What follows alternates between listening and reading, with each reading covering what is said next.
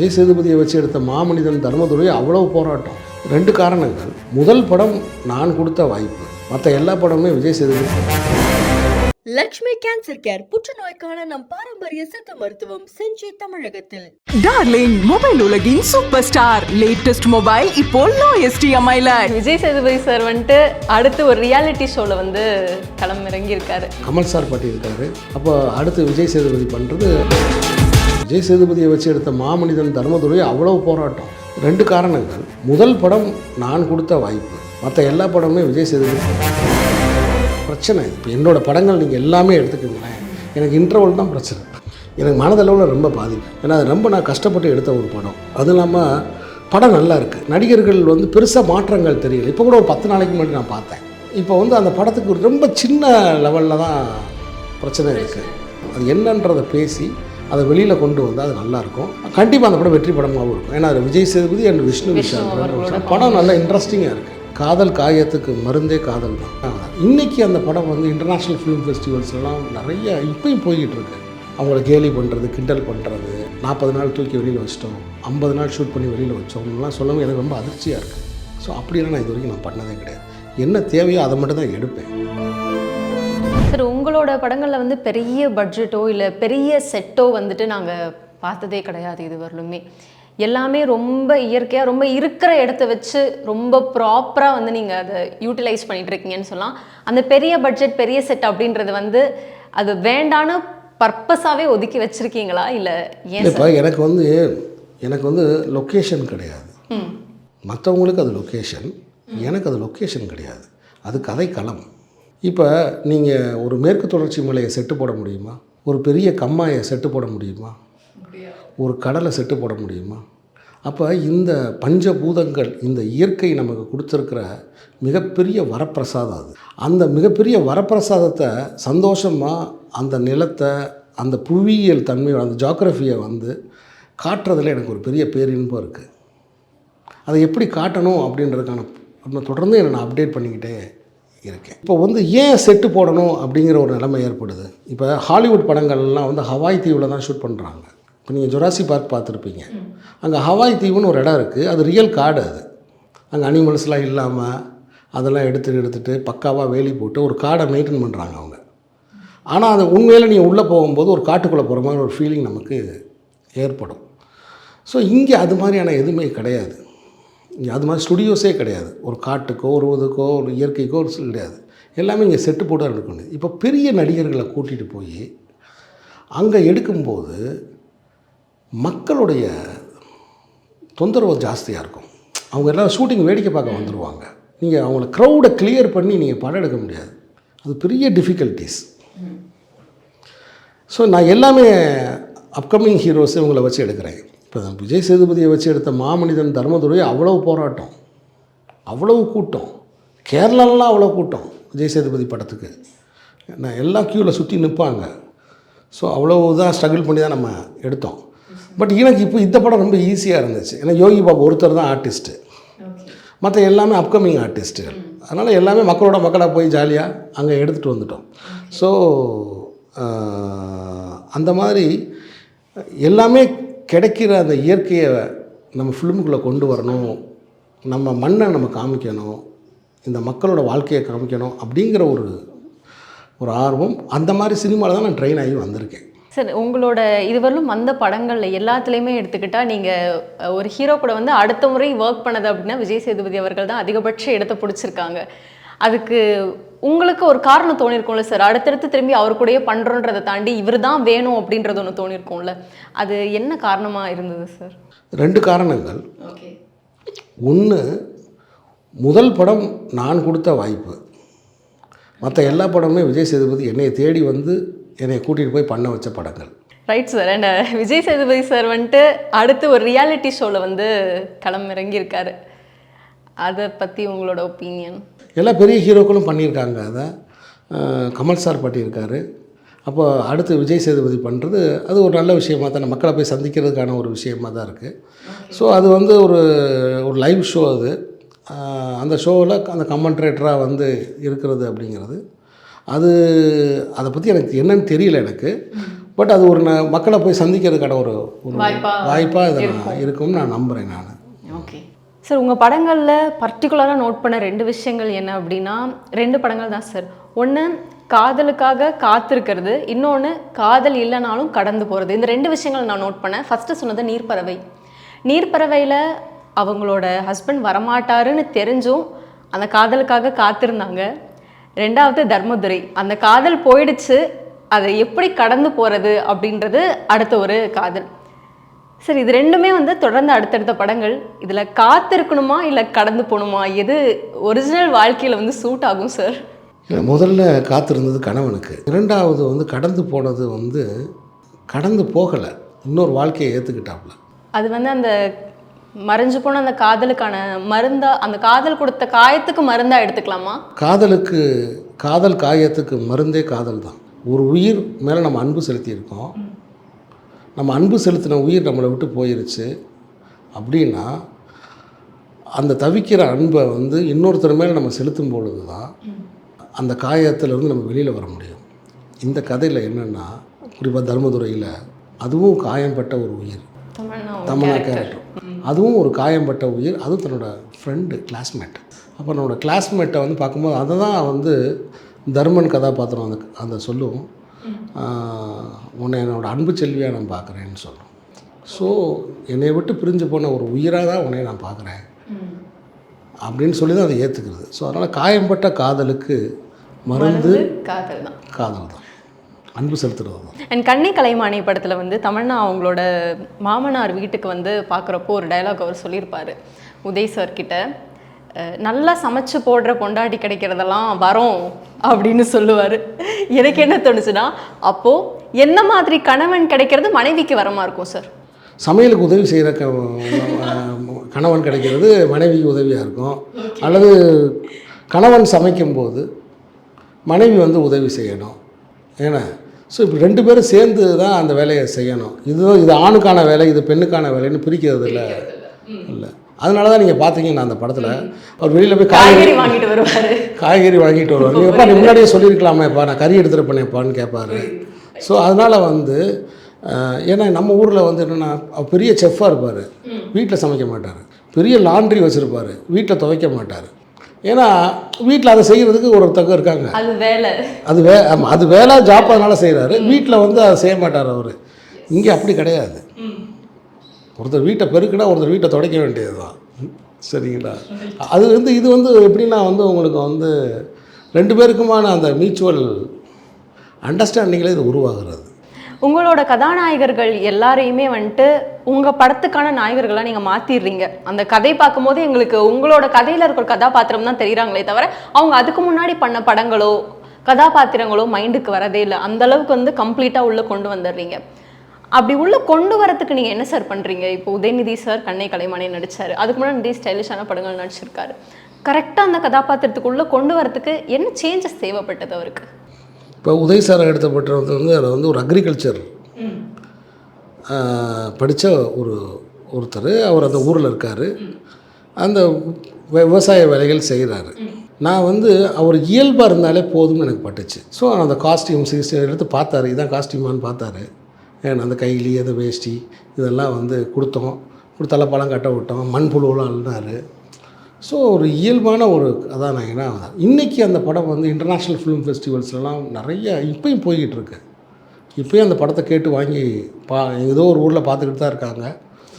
இன்றைக்கி அந்த படத்துக்கு இவ்வளவு கிரேஸ் இருக்கும்னு நான் எதிர்பார்க்கவே இல்லை. நிறைய இன்ஸ்டாகிராமில், ட்விட்டர்லலாம் அந்த சீன்ஸ்லாம் எடுத்து போடுறாங்க. ஸோ அதனால தான் சொல்கிறது, நான் வந்து இந்த இயல்பான படங்கள் நமக்கு வந்து நீண்ட ஆயுளோடு இருக்குது, மக்கள்கிட்ட அது வாழ ஆரம்பிக்குது. இப்போ இந்த கோழிப்பண்ணை செல்லதுறையை பொறுத்த மட்டும் கண்டிப்பாக அந்த படத்தை பார்த்தாங்கன்னா வீட்டுக்கு எடுத்துகிட்டு போயிடுவாங்க. ஸோ வீட்டுக்கு எடுத்துகிட்டு போகிற ஒரு படமாக தான் இது கண்டிப்பாக இருக்கும்.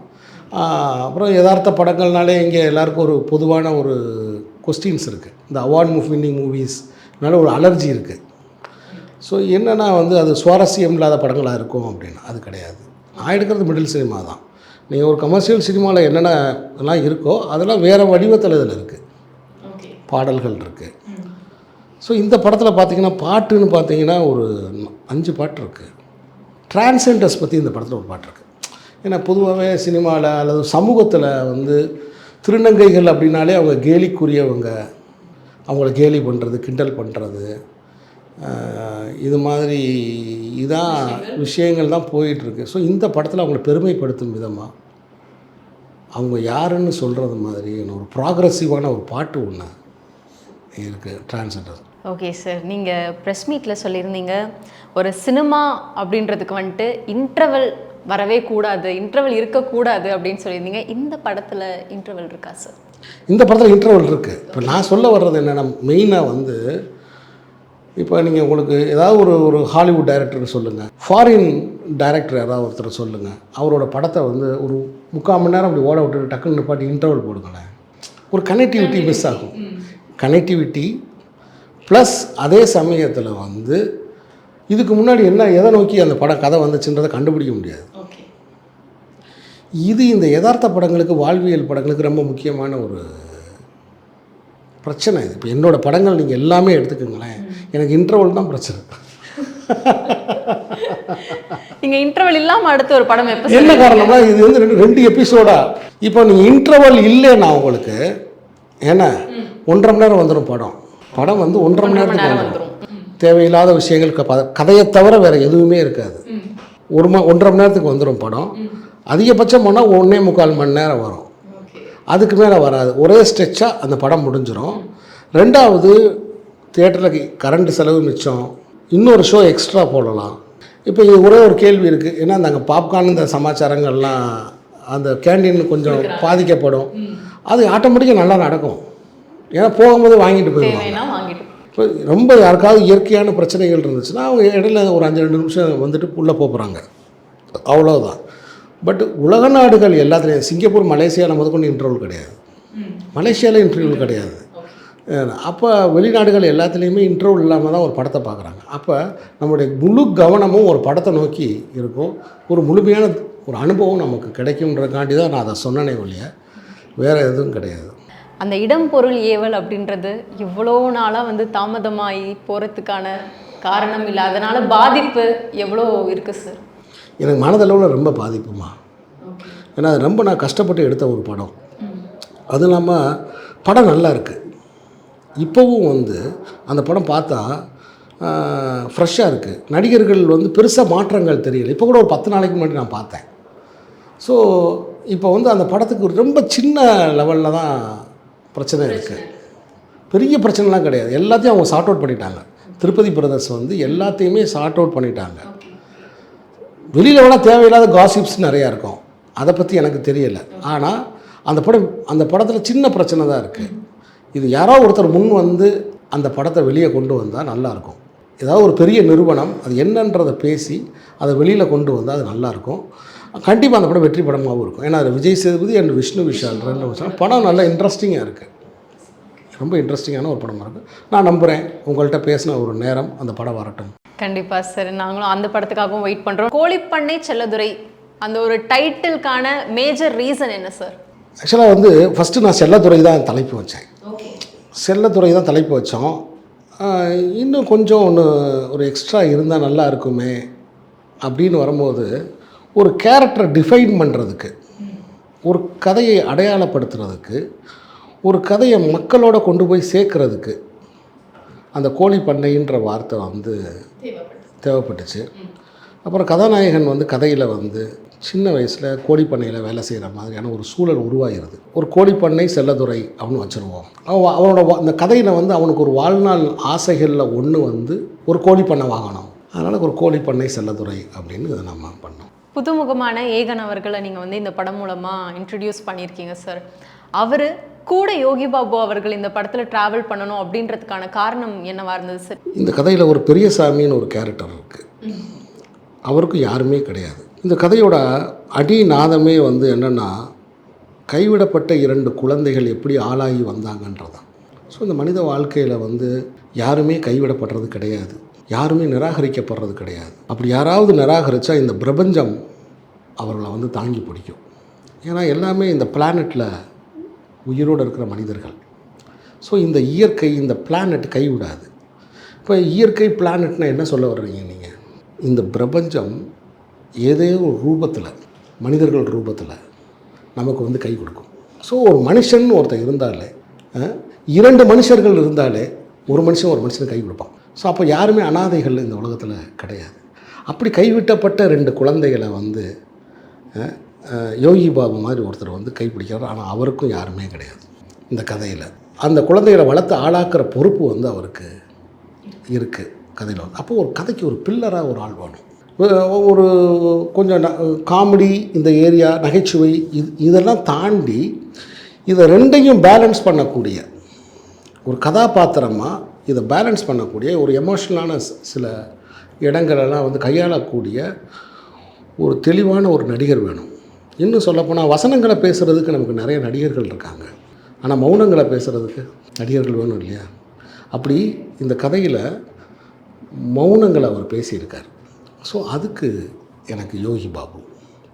ஏகன் ஒரு இளைஞன், ஒரு 22 வயசு, ஒரு துடிதுடிப்பான ஒரு பையன், சினிமா மேலே ரொம்ப பேஷன் இருக்கிற ஒரு பையன். இன்னும் சொல்லப்போனால் அவங்க அப்பா இந்த படத்தோட ப்ரொடியூசர். நான் அவர்கிட்ட கிளியர் கட்டாக ஒரு விஷயத்த சொன்னேன். சார், நீங்கள் ப்ரொடியூஸ் பண்ணுறீங்கன்றக்காக நான் ராங் கேஸ்டிங் மட்டும் எப்பயுமே பண்ண மாட்டேன். என் கதைக்கு உங்கள் பையன் பொருந்தி போனால் நான் கண்டிப்பாக பண்ணுறேன். அதே மாதிரி வர சொல்லி பார்த்தேன். அந்த பேஷன், அந்த ஈடுபாடு, அந்த உழைப்பு, ஒரு தவிப்பு, இது எல்லாமே நம்ம ஜெயிக்கணுங்கிற ஒரு தவிப்பு, ஒரு ஆர்டிஸ்ட்டாக வரணுங்கிற தவிப்பு ஏகன்ட்டு இருக்கிறத நான் கவனித்தேன். சரி, ஓகே அப்படின்னு சொல்லிட்டு எல்லோரும் சேர்ந்து இதில் வேலை செய்ய ஆரம்பித்தோம். நீங்கள் கதை எழுதுனதுக்கு அப்புறம் அவங்க ப்ரொடக்ஷன் உள்ளே வந்தாங்களா, இல்லை ப்ரொடக்ஷன் நீங்கள் சேர்ந்து தான் இந்த கதையை அதுக்கப்புறம் தான் ஸ்டார்ட் பண்ணிங்களா? கதை எழுதின பிறகு ஸ்கிரிப்ட் புக்கு நான் கொடுத்தேன். ஏன்னா இப்போ நான் வந்து கதை எழுதும் பொழுது தலையீடுகள் யாரையும் வச்சுக்கிறது கிடையாது. அது எப்பயுமே நான் செய்கிறது கிடையாது. ஏன்னா அது ஒரு கவிதை மாதிரி. அது ஒரு திரைக்கதை அப்படிங்கிறது ஒரு கவிதை மாதிரி. அப்போ இந்தந்த கேரக்டருக்கு என்ன சமாச்சாரம், இப்போ இது எழுதும் பொழுதே வந்து ஒரு ஷூட்டிங் ஸ்கிரிப்டாக தான் நான் அதை வந்து எழுதுவேன். ஸோ இதுக்கு முன்னாடி ஒரு டிராஃப்ட்டு ஒன்று உருவாச்சு. என்னுடைய நண்பர் தனுஷ் பிரபாகர் அண்ணன் அவர் வந்து அவரோட பேசி ஒரு ஸ்கிரிப்ட் புக் ஒன்று வந்துச்சு. பட் அதுக்கப்புறம் அதை நான் எடுத்து வச்சு ஃபுல் அண்ட் ஃபுல் வந்து அந்த லேண்ட்ஸ்கேப்போட நான் லொக்கேஷன் பார்த்துட்டு தான் திரைக்கதையே எழுதுவேன். ஸோ அந்த லொக்கேஷனை பார்த்துட்டு ஏற்கனவே எனக்கு மைண்டில் இருக்க அந்த லொக்கேஷன்ஸ் எல்லாமே, ஏன்னா எல்லா படமும் அங்கே தானே எடுக்கிறேன் நான். அதை பேஸ் பண்ணி எழுதப்படுற இந்த கதை ஒரு எழுதி முடித்த பிறகு நான் ஒன்று மட்டும்தான் பார்ப்பேன். இதில் உண்மை இருக்கான்னு பார்ப்பேன். இதில் நான் பாசாங்க பண்ணுறேன்னான்னு பார்ப்பேன். இந்த சீன் வந்து உண்மையாக இருக்கா, அவ்வளோதான் நான் பார்ப்பேன். நீங்கள் லொக்கேஷன் அப்படின்னு சொல்லும்போது இந்த கொஸ்டின் எனக்கு மைண்ட்லேயே இருந்தது சார். உங்களோட எல்லா படங்களுமே வந்துட்டு இந்த கிராமத்து சாயல், அந்த மனம் வந்துட்டு இருந்துக்கிட்டே இருக்கும். அங்கே இருக்க மக்கள்கிட்ட இருக்க எமோஷன்ஸை காமிச்சிக்கிட்டே இருக்கீங்க. பட் ஒரு சிட்டி பேக்ட்ராப்பில் நீங்கள் படம் எடுக்கணும்னு உங்களுக்கு தோணுது இல்லையா சார்? இல்லை கதை அதற்கான கதை வந்துட்டு இன்னும் ரெடி? நான் இப்போ இதுக்கு முன்னாடி நான் வந்து ஒரு சிட்டி பேஸ்டு ஒரு ஸ்கிரிப்ட் ஒன்று ரெடி பண்ணி வச்சுருந்தேன். ஒரு 2-3 படம் ரெடி பண்ணி தயாராகி வந்து அது நடக்காமல் போயிட்டே இருந்துச்சு. ஏன்னா சென்னையில் நான் எடுத்திருப்பேன். நீங்கள் சென்னையை ஆழ்ந்து கவனிச்சிங்கன்னா சென்னைக்குள்ளே ஒரு கிராமம் இருக்குது. நீங்கள் ஒன்றும் இல்லை, இந்த டி நகரில் ஒரு இடத்துல போய் நின்றீங்கன்னா தென்னைமரங்கள் நிறையா இருக்கும். சென்னைக்குள்ளே ஒரு பழமையான ஒரு கிராமம் இருக்குது. சென்னையில் இருக்கிற இளைஞர்களுக்கும் மற்ற மாவட்டங்களில் இருக்கிற இளைஞர்களுக்கும் நிறைய வித்தியாசம் இருக்குது. இங்கே இருக்கிற இளைஞர்களுக்கு அறிவு ஜாஸ்தி. எப்படி சொல்கிறேன்னா, 22 வயசில் அவங்க வெளியில் வந்தாகணும், சம்பாதிக்க வந்தாகணும். அவங்க சம்பாரித்து வீட்டுக்கு கொண்டு வரணும், வீட்டு வாடகை கொடுக்கணும், அப்பாவுக்கு துணையாக இருக்கணும். ஆனால் அங்கே அப்படி கிடையாது. ஏதோ ஒரு பூர்வீக சொத்து இருக்கும், அது இருக்கும், வேலைக்கு போகாமல் இருப்பாங்க, நிறைய ஃப்ரீடம் கிடைக்கும். இது மாதிரியான சமாச்சாரங்கள், கேளிக்கைகள் அங்கே ஜாஸ்தியாக இருக்கும். இங்கே அப்படி கிடையாது. இங்கே வந்து உங்களுக்கு வந்து ஓடிக்கிட்டே இருக்கிற வாழ்க்கை. காலைல 7 மணிக்கு பஸ் ஸ்டாண்டில் நிற்கிறாங்களே. ஸோ அப்போ இங்கே வேலை செய்யாமல் இருக்க முடியாது சென்னையில். ஏன்னா வாழ்வாதாரமே செலவே ஜாஸ்தியாக இருக்குது. ஸோ அப்போ இந்த சென்னையை பற்றி ஒரு படம் எடுக்கணும்னு எனக்கு ரொம்ப ஒரு ஆசை. பட் அதுக்கான ஸ்கிரிப்டுகளை நான் ரெடி பண்ணி வச்சுருந்தேன். அது என்னந்தெல்லாம் தள்ளி போய்கிட்டே இருக்குது. கண்டிப்பாக நான் பண்ணுவேன். அதை கோழிப்பனை செல்லதுரையில் ஒரு ஸ்ட்ராங்கான எமோஷன் அண்ணன் தங்கச்சிக்குள்ளே இருக்கிறத வந்து ஃபீல் பண்ணோம். ட்ரெய்லர் பார்க்குறப்போ நிறைய அண்ணன் தங்கச்சி பாசம் வச்சு படங்கள் வந்துட்டு இருக்குது.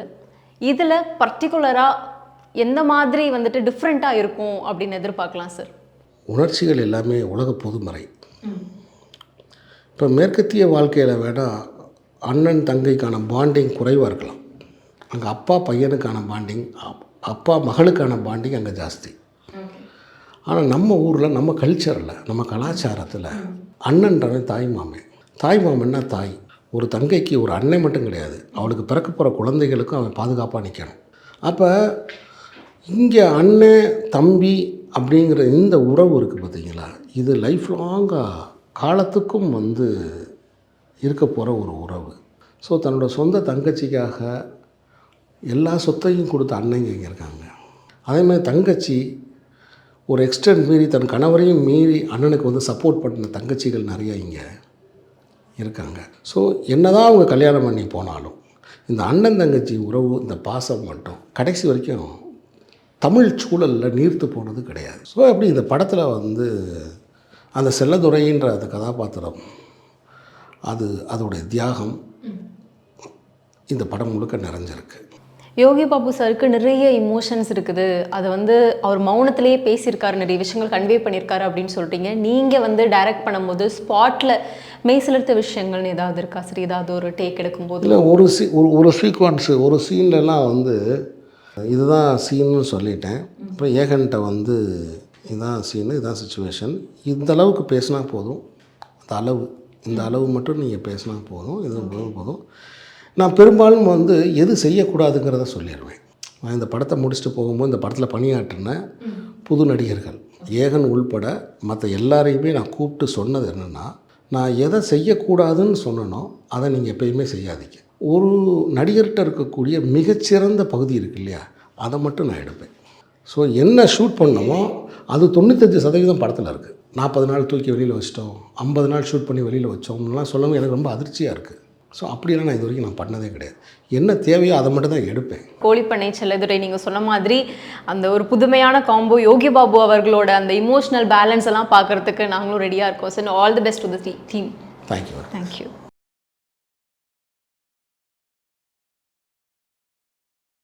லக்ஷ்மி கேன்சர் கேர் புற்றுநோய்க்கான நம் பாரம்பரிய சித்த மருத்துவம் செஞ்சி தமிழகத்தில்.